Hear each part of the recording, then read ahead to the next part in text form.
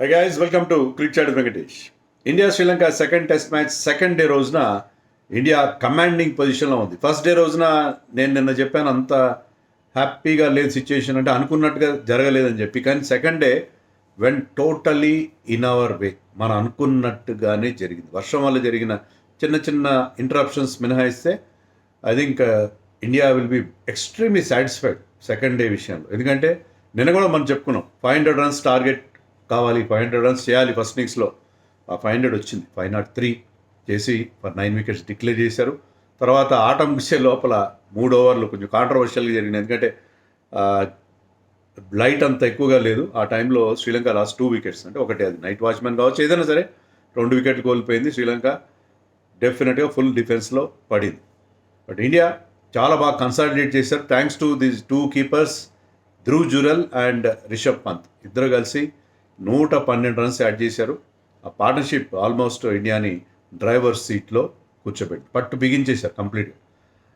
Ball కూడా turn అవుతుంది, bounce అవుతుంది, క్విక్ టర్న్ ఉంది. అది స్లో టర్న్ కాదు, మామూలుగా స్లో పిచ్ ఉంటుంది, కానీ క్విక్గా టర్న్ అవుతుంది, బౌన్స్ అవుతుంది, బైట్ ఉంది.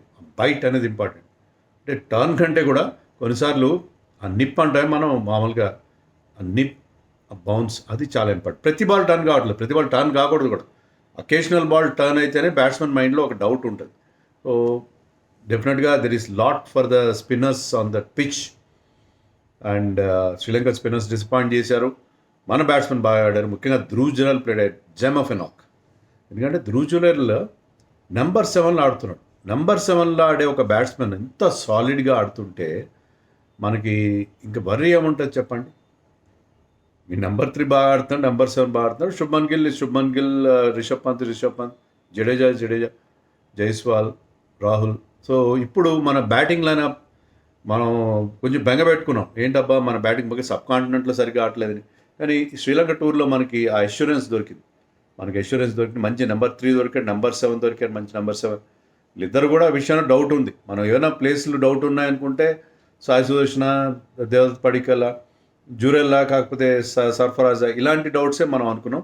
కానీ వీళ్ళిద్దరూ డీడీపీ కానీ జురెల్ కానీ వాళ్ళు ప్రూవ్ చేసింది ఏంటంటే we are more than adequate for the 2 slots అని ప్రూవ్ చేశారు. And Rishabh Pant doing Pant things అంటామే, అలా కాదు. ఈసారి చాలా చాలా మెచ్యూర్డ్గా ఆడాడు. అతనికి ఇంజరీ నుంచి వచ్చాడు, అంటే సరాంశ్ తొందరగా అవుట్ అయిపోయాడు. సెకండ్ డే ఫస్ట్లోనే అవుట్ అయిపోయాడు. పంత్ ఇమీడియట్లీ వచ్చాడు. అతని ఇంజరీ పూర్తిగా క్యూర్ ఉంటుంది. చేతి కొంచెం ఒక చిన్న ప్లాస్టర్ అది పెట్టుకున్నాడు, కానీ అతని ఇంజరీ ఏమాత్రం ఇబ్బంది పెట్టినట్టుగా లేదు. అతను మణికట్టుకి ఉన్న ఇంజరీ ఏం పెద్ద పెట్టినట్టుగా లేదు. ఈ batted freely and fluently. But ఏంటంటే తన యూజువల్ స్టైల్లో చాలా ఆల్అవుట్ అగ్రెషన్తో ఆడలేదు. ఒక బ్రహ్మాండమైన 6 కొట్టాడు, పుల్ షాట్. అది వెళ్ళి అక్కడ రూఫ్ మీద ఉన్న సోలార్ ప్యానల్ని దెబ్బకొట్టి బయటికి వెళ్ళిపోయింది బాల్. 95 మీటర్స్ 6 అది మినహాయిస్తే చాలా చాలా సెన్సిబుల్ బ్యాటింగ్ చేశాడు పంత్. ఆల్అవుట్ అగ్రెషన్కి వెళ్ళలేదు. కొన్ని షాట్స్ రివర్స్ స్వీప్స్ కొడతాడు కొంత. అంటే బౌలర్స్ని ఎప్పుడు ఈ కీప్స్ దమ్ గెస్సింగ్. పంత్ ఏం చేయబోతున్నాడు, ముందుకి ఛార్జ్ డౌన్ చేస్తాడా, లేకపోతే వెనక్కి వెళ్ళి కొడతాడా, లేకపోతే ర్యాంప్ షాట్ కొడతాడా, రకరకాలుగా. అంటే బౌలర్స్ని ఎప్పుడు కూడా సెటిల్ కానివాడు ఒక లైన్లో. పంత్ విషయంలో ఎప్పుడు వాళ్ళ మైండ్లో డౌట్ ఉంటుంది, మన మీద అటాక్ చేస్తాడమని. ఆ డౌట్ క్రియేట్ చేస్తూనే చాలా సెన్సిబుల్గా బ్యాటింగ్ చేశారు. చాలా అంటే ఆ పార్ట్నర్షిప్, ఆ ఇద్దరి మధ్య వచ్చిన పార్ట్నర్షిప్ వల్ల మనం ఈ స్ట్రాంగ్ పొజిషన్లో ఉన్నాం, ఆ సెంచరీ పార్ట్నర్షిప్. ఎందుకంటే నిన్న నాకు అనిపించలేదు 450 వస్తే సరిపోతుందేమో, 450 కూడా వస్తుందా రాదా అని అనిపించింది. సరాంజ్ జైన్ ఒక మంచి సాలిడ్ ప్లేయర్, కానీ ఒక షార్ట్ బాల్కి అవుట్ అయ్యాడు బిగినింగ్లోనే. ఫస్ట్ టెస్ట్ మ్యాచ్ కదా, సరే. అతను అవుట్ అయిన తర్వాత డౌట్ వచ్చింది. పంత్కి ఒక లక్కీ ఎస్కేప్ కూడా ఇది. ఒక బాల్ బౌన్సర్కి అతను భుజం అడ్డు పెట్టాడు. భుజం అడ్డు పెడితే ఆ భుజానికి తగిలి బాల్ గాల్లోకి లేచింది. పంత్కి అది చూసుకోలేదు, just miss the stumps by whisker. చాలా తక్కువ గ్యాప్లో స్టంప్స్కి, లేకపోతే అది స్టంప్స్ని డిస్టర్బ్ చేసి ఉండేది. సో అది ఒక చిన్న lucky escape. So otherwise Pant played a very very solid innings. So అయితే పంత్ ఏం చేస్తాడు, Pant lunch last over before lunch ఒక 4 ఒక 6 కొట్టాడు. దాన్ని డౌన్ వికెట్ వచ్చి కొట్టాడు. అంటే లాస్ట్ ఓవర్ ఎవరైనా జాగ్రత్తగా ఆడుకుంటారు, కరెక్ట్గా ఆడుకుంటారు. ఎందుకంటే అంతవరకు మంచి పార్ట్నర్షిప్ వచ్చింది. కంఫర్టబుల్ పొజిషన్లో ఉన్నాం. 3-4 balls just play for the lunch అన్నట్టు కాకుండా 4-6 కొట్టాడు, బాగానే ఉంది. 63 నాట్అవుట్ లంచ్ టైంకి. లంచ్ తర్వాత వస్తూనే కూడా కొంత అంటే గ్యాప్ వచ్చింది కదా, 40 నిమిషాలు గ్యాప్ వచ్చింది కదా, ఒక 2-3 బాల్స్ జాగ్రత్తగా ఆడదాం, తర్వాత వీళ్ళు లాంచ్ అని అనుకోవాలి కదా. ఫస్ట్ బాలే పెద్ద షాట్ కొట్టడానికి వెళ్ళాడు, ప్రాపర్ కనెక్ట్ కాలేదు, డీప్లో దొరికిపోయాడు. సో ఇది పంత్ స్టైల్. సో అవుట్ అయిన విధానంలో కొద్దిగా మనకి ఇబ్బంది పెట్టినా కూడా అప్పటికే team is in very good condition. Manav Suthar మంచి పవర్ హీటింగ్ చేసే ప్లేయర్ కాదు, but he stays there. 18 runs చేశాడు. షార్ట్ బాల్తో అతను ఇబ్బంది పెట్టే ప్రయత్నం చేశారు వాళ్ళు, కానీ చాలా అతను ఆ స్టేయింగ్ పవర్ ఉంది. 51 బాల్స్ ఫేస్ చేశాడు, 51 బాల్స్ ఫేస్ చేశాడు. So Manav Sutar can bat, you can rely on him. Test మ్యాచ్లో అతని గురించి మనం అంటే టైల్ ఎండర్ స్టార్ట్ అయిపోయిన అనుకోవాల్సిన అవసరం లేదు. Will stay. అతను had a good partnership with Jurel. మరోవైపు జురెల్ ఎంత సాలిడ్, ఏ ఒక్క ఛాన్స్లెస్ నాకు, అది ఎలాంటి ఒక్క చిన్న మిస్టేక్ చేయలేదు. Was playing the ball on merit. Loose ball దొరికితే దాన్ని పనిష్ చేశాడు, మంచి షాట్స్ కొట్టాడు. షార్ట్ బాల్ వేస్తే చాలా సేఫ్గా పుల్ చేశాడు. అతను ఎలా పుల్ చేస్తాడంటే అప్ టు డౌన్ చేస్తాడు, అంటే ఎలాంటి గాల్లోకి లేపడు బాల్ని. Ensure that ball goes all along the ground కాకపోయినా బాల్ గాల్లోకి లేకుండా జాగ్రత్త పడతాడు. చాలా ఫ్యాన్సీ షాట్స్ ఏం ఆడాడు. So perfect solid player. నన్ను అడిగితే నెంబర్ 7లో కాదు, ఇఫ్ సిచ్యుయేషన్ డిమాండ్స్, అవసరం ఏదైనా ఇంజరీ అది ఉంటే even have him at number 3.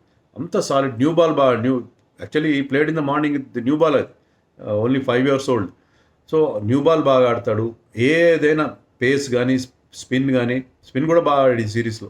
అంతమంది కొన్ని డౌట్స్ మనమే అనుకున్నాం, స్పిన్ ఆడట్లేదు ఈ మధ్యన. అలాంటిది ఏం లేదు, స్పిన్ కూడా చక్కగా ఆడాడు. So Dhruv Jurel second century అతనికి ఇది. ఫస్ట్ సెంచరీ వెస్టిండీస్ వచ్చిన అంతకు 90 రాంచీలో వచ్చింది, అది కూడా ఫైటింగ్ నాక్. సో నెంబర్ 7లో టీంకి అవసరమైనప్పుడు రన్స్ చేస్తాడు ధ్రువ్ జురెల్. ఫస్ట్ టెస్ట్లో కూడా అతను చేసి 50, చాలా వాల్యుబుల్ 50. అండ్ ఇంకా మనకి ఈ బ్యాటింగ్ లైనప్ విషయంలో కంప్లీట్గా బెంగ తొలగిపోయింది. 1 to 7 we have a solid lineup. Even 8లో మానవ్ సుతార్ అనుకుంటే మనకి నెంబర్ 8 వరకు సాలిడ్ బ్యాటింగ్ ఉంది. బట్ ఇది అఫ్కోర్స్ న్యూజిలాండ్లో ఎలా ఆడతారు వీళ్ళు అనేది, that is a different issue. But sub continental కండిషన్స్లో we can rely on this batting lineup అని మనకి క్లియర్గా అర్థమైంది. ధ్రువ్ జురెల్ సెంచరీ దగ్గర 12 బాల్స్, సుతార్ అంతకుముందే అవుట్ అయ్యాడు. సుతార్ అవుట్ అయిన తర్వాత సిరాజ్ రన్స్ చేయడు, సింగిల్స్ చేయడు, జురెల్ తీయడు. చాలా కొంత గమ్మత్తుగా నడుస్తుంది కొంత సిచ్యుయేషన్.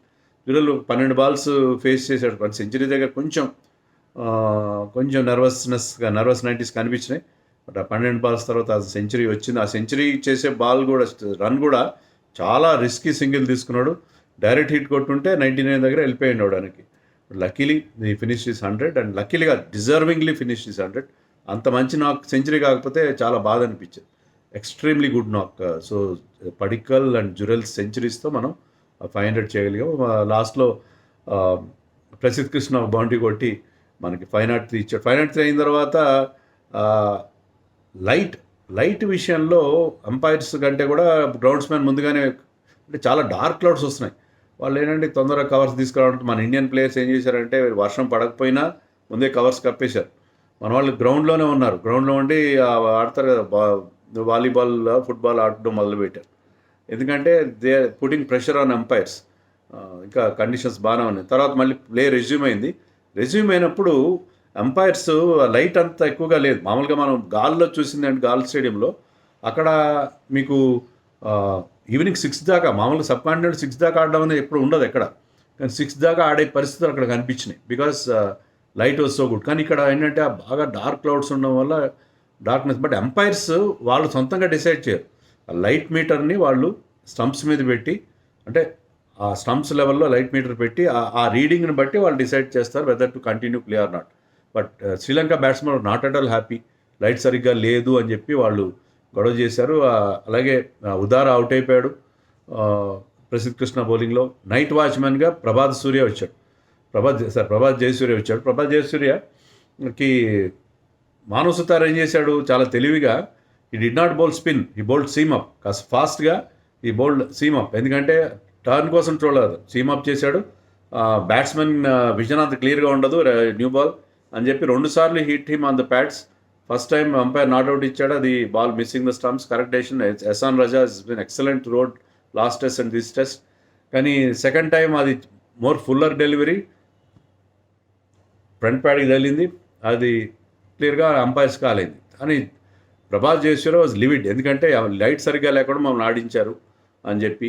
సో ఆ ఓవర్ తర్వాత 3 ఓవర్ల తర్వాత ఆట బ్యాడ్ లైట్ వల్ల ఆగిపోయింది. బట్ ఈవెన్ స్టేడియంలో లోపలికి వెళ్ళిన తర్వాత కూడా అతను గ్లౌస్ విదిలేసి కొంచెం సీన్ క్రియేట్ చేశాడు. Being night watchman is not a great player, great batsmen. But ఈ టైంలో ఎందుకు ఆడిస్తారు? బట్ ఎంపైర్స్ ఎవరికి అక్కడ ఫేవర్ చేయట్లేదు కదా, they are following the light meter చూపించిన దానికి చేస్తున్నారు. ఎనివే ఇలాంటివన్నీ జరుగుతుంటాయి. సెకండ్ డే రోజున ఫస్ట్ డే లాగా ఎలాంటి ఇన్సిడెంట్ జరగలేదు. 25% మ్యాచ్ ఫీజు పెనల్టీ వేశారు ఇద్దరి మీద, జైస్వాల్ అండ్ అసిత ఫెర్నాండో పైన. అండ్ ఒక డీమెరిట్ పాయింట్ కూడా ఇచ్చారు. నేను ఏమైనా జైస్వాల్ మీద ఏమైనా సస్పెన్షన్ పెడతారో అనుకున్నాను, ఎందుకంటే ఫిజికల్ కాంటాక్ట్ అనేది కొంచెం సీరియస్ ఇష్యూనే అయ్యేది. But anyway he escaped with just fine and 1 demerit point. జాగ్రత్తగా ఉండాలి, డీమెరిట్ పాయింట్స్ వచ్చినప్పుడు జాగ్రత్తగా ఉండాలి. డీమెరిట్ పాయింట్స్ ఎక్కువ అక్యుములేట్ చేసుకుంటే మీకు చాలా ప్రమాదం అవుతుంది. సో అది పరిస్థితి. India is in strong position in driver seat.